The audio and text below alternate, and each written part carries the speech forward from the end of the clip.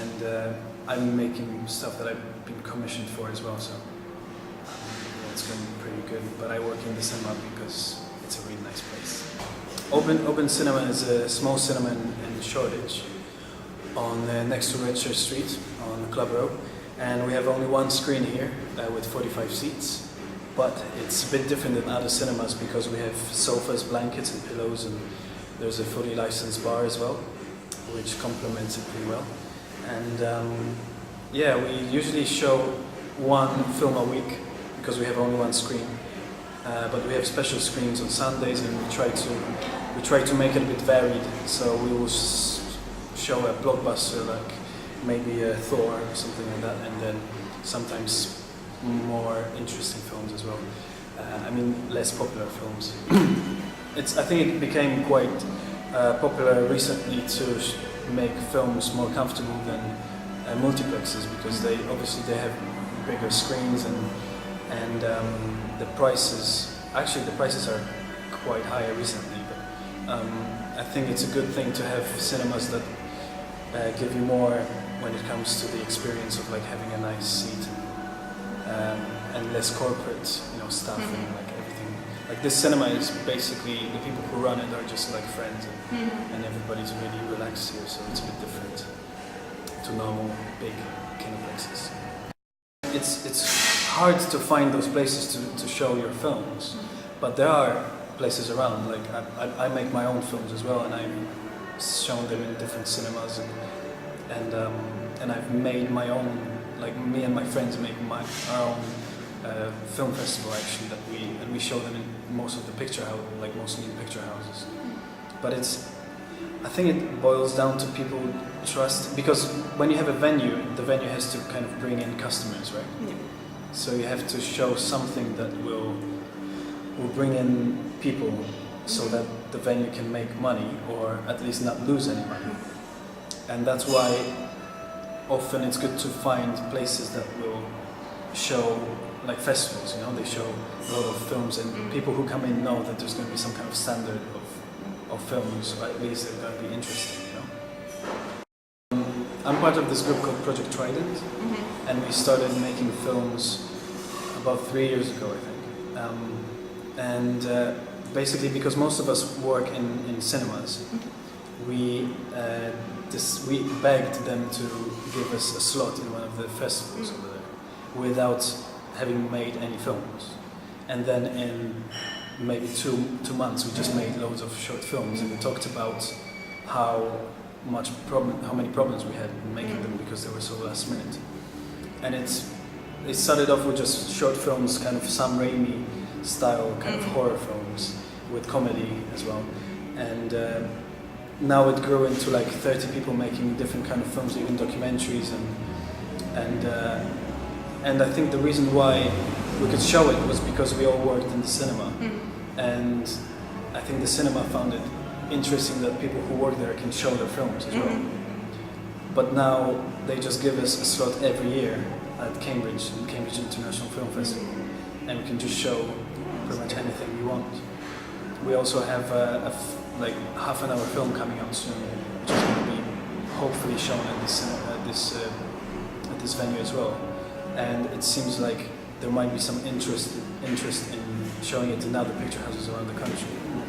But like as soon as you kind of start up some kind of a festival or any kind of like screening, if you start up any kind of way of screening your films, usually you get to know people who do it in different places. So now we have connections in London or in Brighton as well, and it kind of boils down to how much people are interested in what you actually make, but also in how you can bring people together. And the good thing about young filmmakers or people wanting to show new work is that they are not only willing and able, but appreciate the necessity of actually getting involved in the presentation of their work.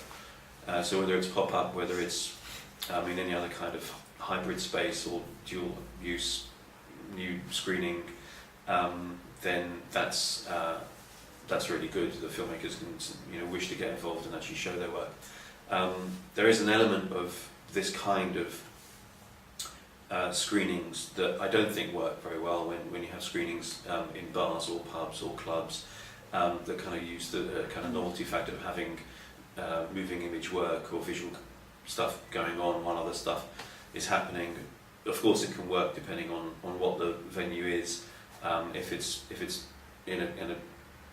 it is to provide some kind of visuals while other, bar or club-like atmospheres going on, that's fine. But obviously, if it's something that does need attention, that you need to hear well, there are venues that screen films where in a bar, and obviously the sound pollution control is very, very poor.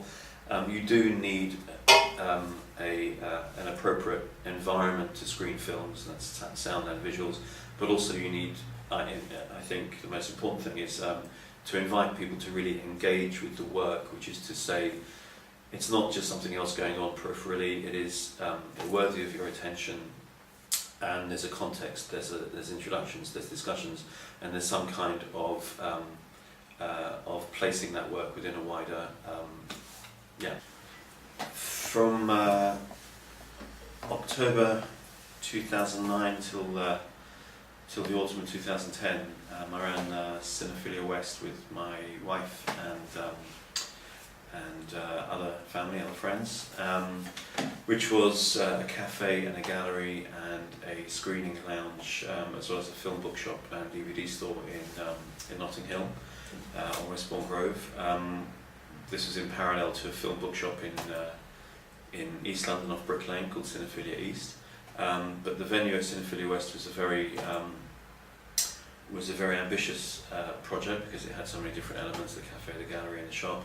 But also in terms of screenings, we had a number of regular screenings every month, about 8, 10, 12 different screening programs where we had regular events that encompassed screenings of shorts, of experimental and avant-garde film, of documentary, of cult film, other features, other special one-offs.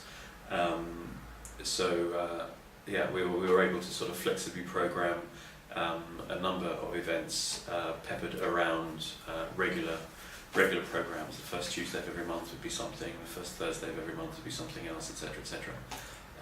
The primary intention was really for audiences, which is to say, to offer a different kind of screening venue, a different kind of place where people could come and engage with different kinds of aspects of film culture, not just the screenings themselves, obviously within the context of a wider venue that was a cafe and a gallery and a bookshop, and it was a film-related gallery, so film posters and other photographic stills related to cinema, etc.